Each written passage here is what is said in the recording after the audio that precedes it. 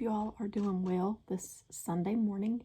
It is September 11th, and we all know and remember what happened 21 years ago to our country.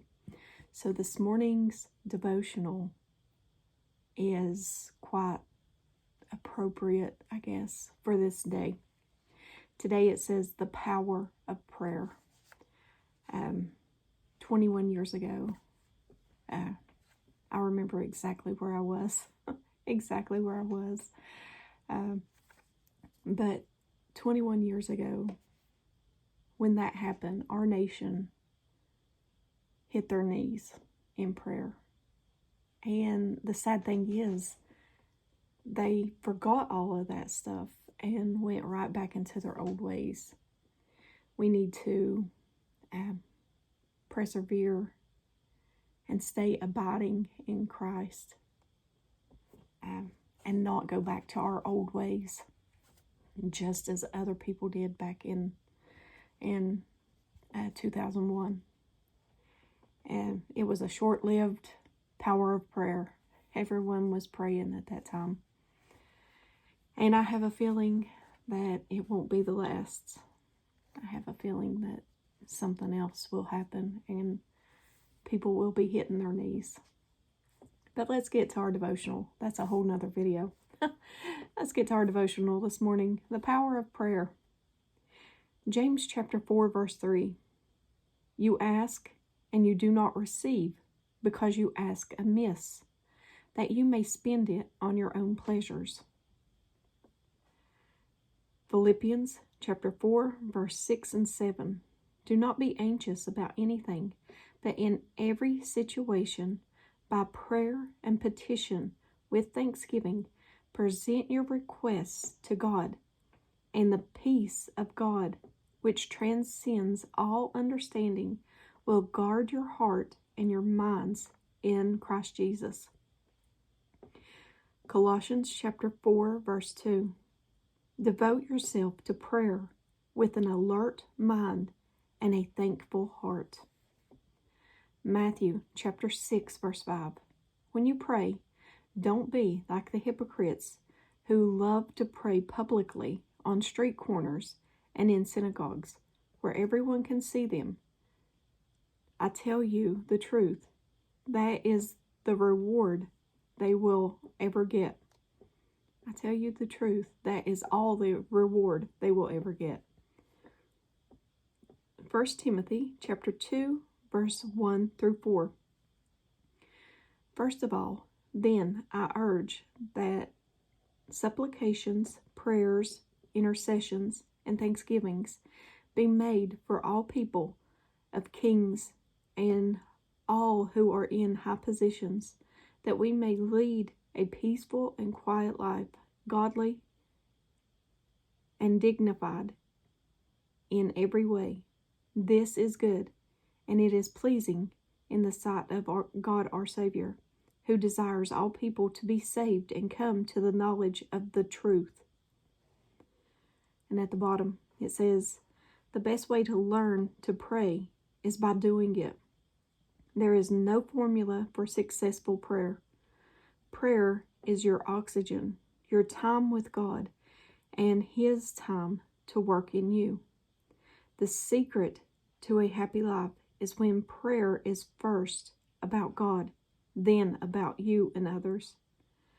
This is the place where you and God open your hearts and minds mutually to each other. If you don't know what to pray, the Spirit will pray on your behalf. And that is a good devotional this morning. We should, when we pray, it should be about God first, giving Him all praise and honor, thanking Him for the things that He's done for you. And then pray about yourself and others. Talk to Him about things you're going through. Just talk to Him. Talk to Him. He's always there. But I'll keep this real short this morning. It is September 11th. remember how fragile our life is. And remember 21 years ago in 2001. Remember what happened that day. People was just going about their business, their everyday lives. It's very, very important to keep God in your heart and on your mind, because you never know when rapture will happen, and we don't want to be left behind. We don't want to be that lukewarm that gets spewed out of his mouth. I don't want to make God sick. And